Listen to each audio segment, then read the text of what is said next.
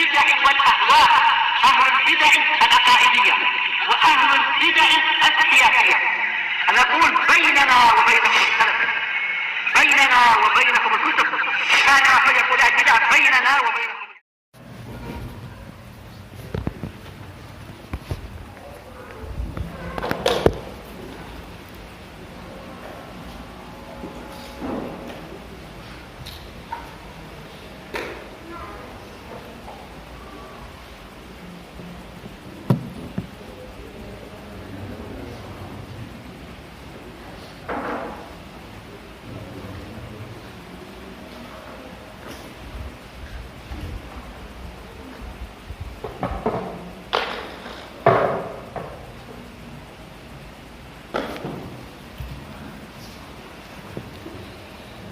Bismillahirrahmanirrahim. Alhamdulillah wassalatu wassalamu ala Rasulillah wa ala alihi wa sahbihi wa man wala ma ba'd. Kita lanjutkan bacaan berikutnya terhadap kitab Tarbiyatul Aulad karya Asy-Syaikh Abu Abdullah Faisal Al-Hashidi astabahullah, yaitu tata cara mendidik anak sesuai dengan Al-Qur'an dan As-Sunnah. Pada pertemuan sebelumnya kita telah membaca halaman 43. Waktu itu belum selesai, yaitu mengenai penyebutan bahwasanya termasuk mendidik anak adalah menjadikan anak tersebut tumbuh di atas kebaikan. Tentunya tumbuhnya seorang anak di atas kebaikan tidak terlepas dari lingkungan. Oleh karena itu, pastikan kita bisa mencarikan lingkungan yang terbaik buat anak-anak kita. Jangan sampai salah alamat, pergaulan bebas, tidak terkondisikan, tidak terpantau, yang akhirnya penyesalan datang di akhir. Kita lanjutkan bagian bawah itu, ada pantun sangat bagus sekali. Setelah beliau menyebutkan bahwasanya kadangkala mendidik anak itu perlu keras, kadangkala, tapi hukum asalnya harus lemah lembut. Jadi kita lihat keadaannya dulu. Nah, perlu nggak dia pakai kekerasan? Kekerasan di sini maksudnya bisa dengan kata-kata, bisa kadangkala dipukul dengan pukulan yang tidak menyakitkan, hanya mendidik. Karena kadang anak-anak itu beda-beda ya. Ada yang digertak dikit takut, ada juga. Ada juga yang tipenya memang harus kasih dikit suplemen gitu. Apanya? Nah, barakallahu dipukul dikit gitulah. Biar nanti dia itu sadar, ada juga.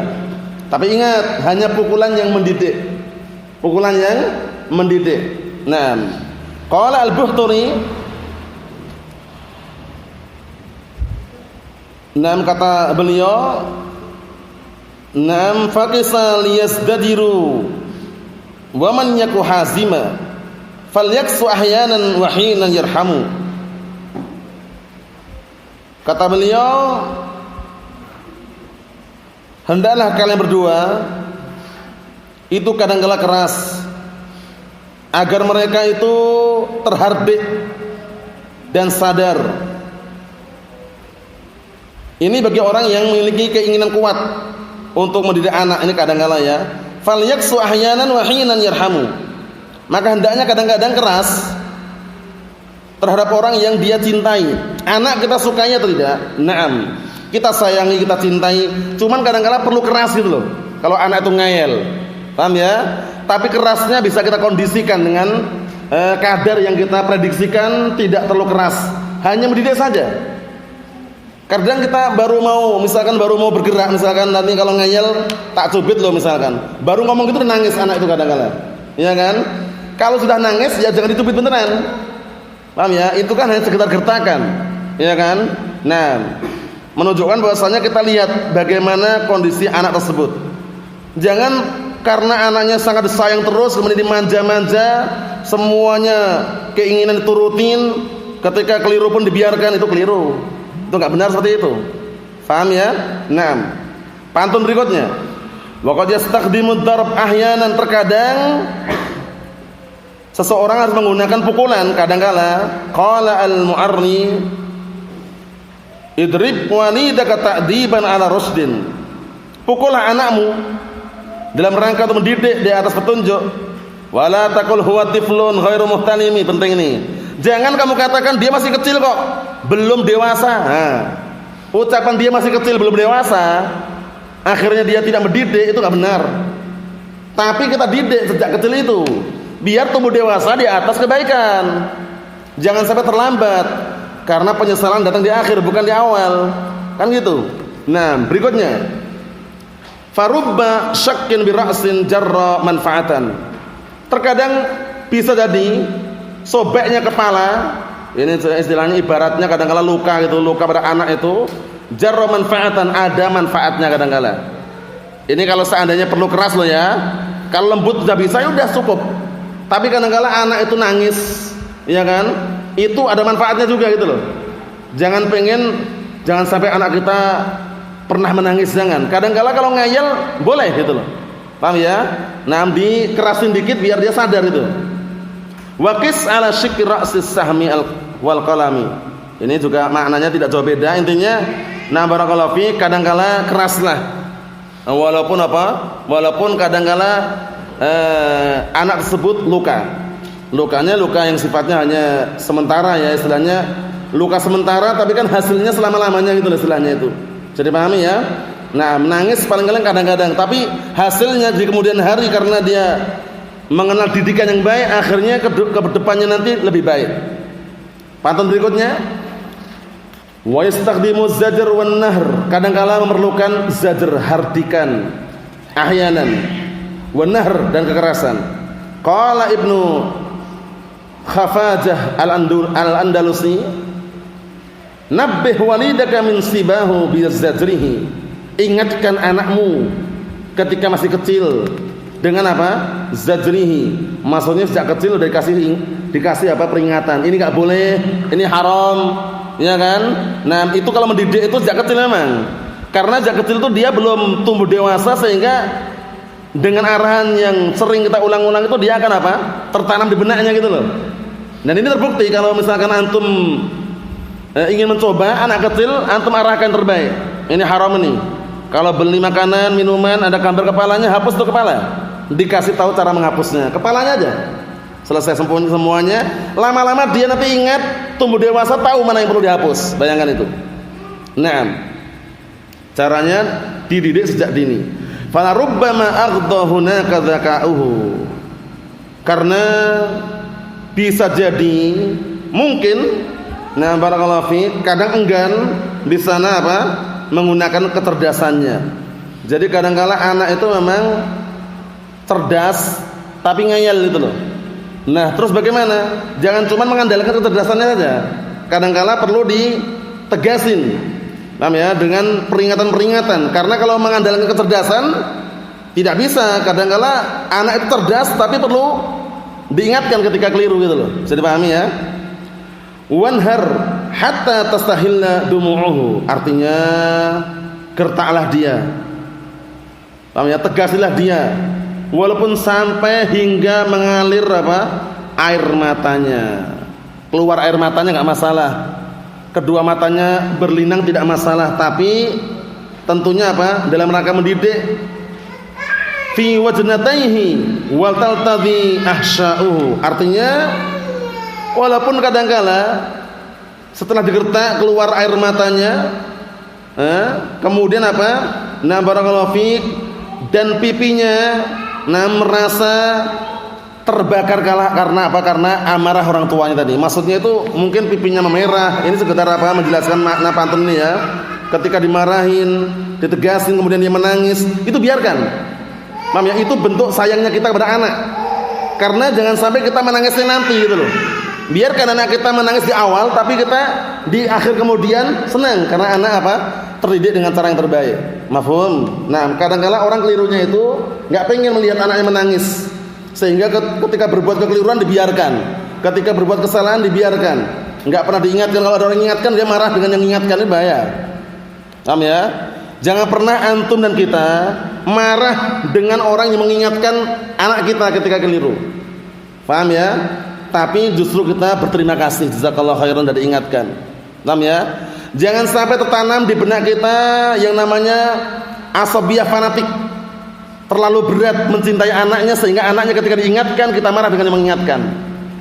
Paham ya? Ini PR buat kita semuanya. Mungkin di antara antum sudah punya anak yang sudah besar atau mungkin masih kecil. Nah, yang kecil tumbuh besar, yang besar sadarkan. Jadi kalau ada yang mengingatkan, kita bersyukur, alhamdulillah masih ada yang mengingatkan. Ini caranya gitu. Jazakallahu khairan. Bukan malah kita marah-marah dengan orang mengingatkan itu loh. Bisa dipahami? Nah, kita lihat sini, fasayfu la yatku likaffika naruhu. Maka pedang itu tidak akan apa? Tidak akan digunakan untuk memadamkan api. Ini sekedar ungkapan, hatta yasila bisafhataihi dima'uhu. Hingga apa? Hingga mengalir darahnya di halaman. Maksudnya bagaimana barakallahu fiik? Maksudnya itu kalau memang anak itu nurut, tidak ngeyel, ya cukup dengan cara yang terbaik, halus. Tapi kadang-kala kalau perlu keras itu loh. Untuk mendidik anak tersebut. Mafhum? Naam. Kita ambil dikit lagi berikutnya. Halaman 45. Qala al-mu'allif wasabahullah at-tarbiyatu bitasji'. Mendidik agar anak itu menjadi pemberani. Tasji' itu dididik agar dia menjadi pemberani. Paham ya? Tapi ingat, pemberani tidak penakut. Paham ya? Naam, di atas al-haq. Paham ya? Tidak takut dengan setan, tidak takut dengan jin, tidak takut dengan gendruwo, apa ya? Tidak takut dengan apa hantu-hantu versi mereka. Biasanya anak-anak itu takut, itu biasanya wallah alam ya. Kalau zaman sekarang yang di luar sana yang jauh dari ilmu, sebabnya apa? Korban film horor diantaranya. Paham ya? Kebanyakan nonton film dalam televisi atau yang semisalnya film horor lagi, pocongan, gendruwo, ya kan? Kemudian apa? Apalagi itu istilahnya, intinya hantu-hantu lah.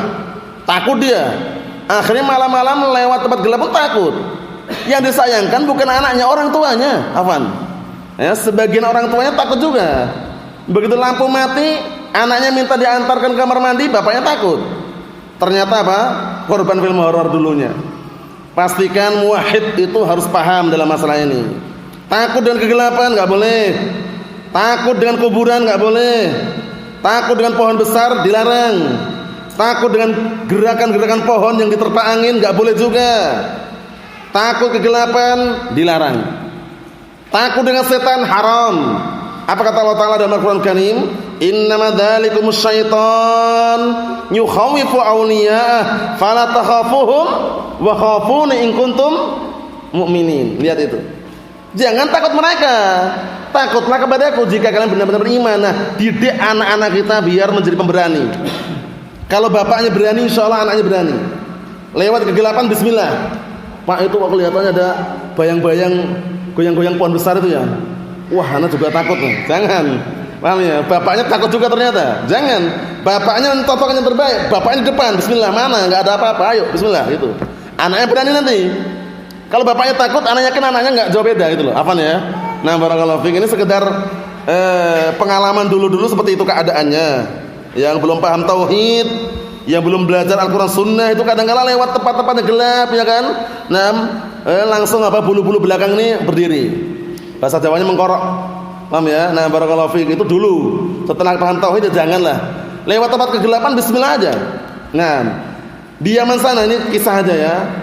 Di sekeliling pondok Darul Hadis Damaj waktu itu makbarah kuburan. Tapi kuburan sana kan enggak seperti kuburan Indonesia ini kan. Paling-paling cuma batu sedikit saja. Enggak ada dipasang batu nisan yang tinggi-tinggi, enggak ada. Itu anak-anak kecil pulang pergi lewat situ, dekat situ. Gelap-gelap itu enggak ada yang takut. Karena terbiasa dengan itu dan memang waktu itu Syekh melarang masuknya listrik ke area Damaj dekat pondok itu karena khawatir nanti kalau listrik masuk orang-orang pada punya televisi dan semisalnya. Sehingga mereka masih aman kondisinya waktu itu. Lewat tempat gelap-gelap aman mereka, enggak takut mereka. Nah, itu didikan yang baik dalam artian kalau anak-anak kita itu kita tidak keliru dalam mendidik, insyaallah dia tidak penakut, akan berani. Tapi kalau malah bapaknya nakut-nakutin, wah ini gelap-gelap hati-hati itu. Gelap-gelap itu hati-hati. Malah nakut-nakutin bahaya. Anaknya jangan ditakut-takutin. Bapaknya mendidik anaknya biar pemberani, itu enggak ada apa-apa itu gelap-gelap, lewat aja bismillah itu. Iya kan? lewat depan pohon beringin nunduk-nunduk bapaknya, anaknya ikut nunduk juga. Allah musta'an. Ini sekedar selingan. Pemberani, anak menjadi berani itu tidak terlepas dari didikan orang tuanya di antaranya. Mafhum? Naam. Kita ambil hadisnya aja. Ja'a fi sahihain min hadis Salim an Abi radhiyallahu anhu. Berarti bapaknya siapa tadi? Abdullah bin Umar ya. Nam Salim ini kan, nam barakallahu fiik, nam anaknya Abdullah bin Umar kan. Naam. Qala, beliau berkata, kana ar-rajulu fi hayatin Nabi, satu waktu itu ada salah seorang di zaman Rasulullah SAW, di zaman Rasulullah masih hidup waktu itu, idza ra'a ru'ya, apabila dia melihat dalam mimpi, qassaha ala Rasulillah SAW, dia menceritakan mimpi tersebut kepada Rasulullah SAW. Fatamannaitu an ara ru'ya fa aqussaha, waktu itu aku berkeinginan, kata Abdullah bin Umar, aku berkeinginan kalau seandainya aku mimpi, aku melihat dalam mimpi, aku akan kisahkan kepada Rasulullah SAW, ala Rasulullah SAW. Wa kuntu ghulaman syaban, waktu itu aku masih apa? Masih seorang anak atau seorang pemuda. Wa kuntu anam fil masjid, waktu itu aku tidur di masjid. Ala ahdi Rasulullah SAW, di zaman Rasulullah SAW. Fara'aitu fil naum, kemudian aku melihat dalam mimpi, ka'anna malakaini akhadani, di dalam mimpi itu seakan-akan ada dua malaikat mengambilku. Paham ya? Fadhahaba bi, kemudian kedua malaikat itu membawaku pergi ke neraka, ilan nar, pergi ke api atau neraka. Fa idza hiya matwiyatun katanyil bi'r. Kemudian tiba-tiba di dalam mimpi itu ya, sudah terbentangkan seperti bentangan sumur. Jadi takut itu loh istilahnya ya. Wa idza laha qarnan, kemudian ternyata apa? Yang dibentangkan tadi memiliki apa? Qarnan, dua tanduk. Wa idza fiha unasun qad araftuhum, kemudian di situ ada banyak manusia yang aku mengenal mereka. Faja'altu aqul, kemudian aku mulailah mengatakan a'udzubillahi minan nar.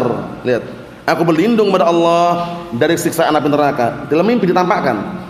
Qala, kemudian beliau berkata, falaqiyana malakun akhar, kemudian aku berjumpa dengan malaikat yang lain. Faqala li, kemudian malaikat tersebut berkata kepadaku, lam tura, kamu tidak akan ditakut-takutin. Maksudnya apa? Maksudnya barakallahu fiik, di dalam mimpi tersebut, itu hanya mengkabarkan tentang ngerinya azab siksaan api neraka. Wa illa, kalau orang mimpi jelek enggak boleh ceritakan ya aslinya. Orang mimpi jelek, mimpi buruk itu enggak boleh ceritakan pada orang lain. Kalau mimpi baik boleh. Paham ya? Karena mimpi itu kadang-kala ada takwilnya, ada tafsirannya. Ada juga mimpi yang tanpa tafsiran juga banyak. Ada juga yang menafsirkan kalau mimpi buruk, yang mimpi itu adalah seorang yang istiqomah, orang yang baik, itu berarti tafsirnya sebaliknya, enggak akan menimpa dirinya. Paham ya? Itu semuanya kalau antum ingin merujuk, kitabnya bagus sekali. Kalau terjemahnya lama dah atau belum? Ta'bir Ru'ya, karya dinisbahkan kepada Al-Imam Muhammad bin Sirin. Itu bagus sekali itu, ta'wil mimpi. Kita ambil dikit lagi ya. Faqasastuha ala Hafsah, kemudian aku ceritakan kepada Hafsah. Faqasatha Hafsatu ala Rasulillah SAW, kemudian Hafsah menceritakan kepada Rasulullah SAW. Faqal, ni'mar rajulu Abdullah law kana yusalli minal lail. Sebaik-baik laki adalah Abdullah. Abdullah siapa ini? Abdullah bin Umar. Kalau seandainya waktu itu dia mau salat malam. Fakana ba'du la yanamu minal lail illa qalilan, masyaallah. Lihat, sindiran tapi fungsinya mendidik. Maka setelah itu, setelah ucapan itu, maka Abdullah bin Umar tidak pernah tidur malam kecuali apa? Hanya sedikit tidur malamnya. Jadi beliau tetap tidur tapi salat malam terus. Setelah mendengar apa? Setelah mendengar Rasulullah SAW mengatakan sebaik-baik lelaki adalah Abdullah kalau seandainya dia salat malam. Nah, ini nanti barakallahu disebutkan di syarahnya itu. Kadang-kala kita boleh muji anak kita untuk memberikan motivasi. Tolong ambilkan air minum, anaknya nggak mau, pinter, masya Allah, kamu itu pinter, soal nanti menjadi orang yang baik, orang yang pandai, ambilkan. Akhirnya mau mengambilkan dia, nggak masalah seperti itu. Paham ya? Ini lihat ini, sebaik lelaki adalah Abdullah kalau seandainya dia mau sholat malam. Akhirnya setelah itu apa? Termotivasi kan? Nggak pernah ninggalkan sholat malam. Jadi kadang-kadang kita muji anak kita nggak masalah, tapi jangan berlebihan. Tolong ambilkan air minum, kamu pinter kok, langsung mau dia semangat puji gitu ya kan. Nah, semoga kamu menjadi anak yang baik, langsung berangkat dia. Kadang-kala anak itu nunggu itu. Kamu ganteng kok, gitu seperti itu. Nah itu nggak masalah, paham ya? Intinya memberikan motivasi yang apa? Yang melahirkan perbuatan yang baik itu ya. Buktinya tadi itu. Kalau sebaik-baik lelaki adalah siapa? Abdullah bin Umar kalau seandainya mau sholat malam, setelah itu langsung beliau tidak pernah tidur malam kecuali apa sedikit. Maksudnya beliau sholat malam itu loh. Masya Allah. Nasallahu as-salamatu wal-afiyah. Ini yang kita sampaikan. Jadi ana sampaikan kepada segenap ikhwan dan akhwat seluruhnya untuk pertemuan kali ini mungkin yang terakhir dulu. Jadi untuk kedepannya nanti semoga Allah Ta'ala masih memberikan usia kepada kita semuanya, usia yang panjang sehingga masih bisa menyambung kajian-kajian berikutnya.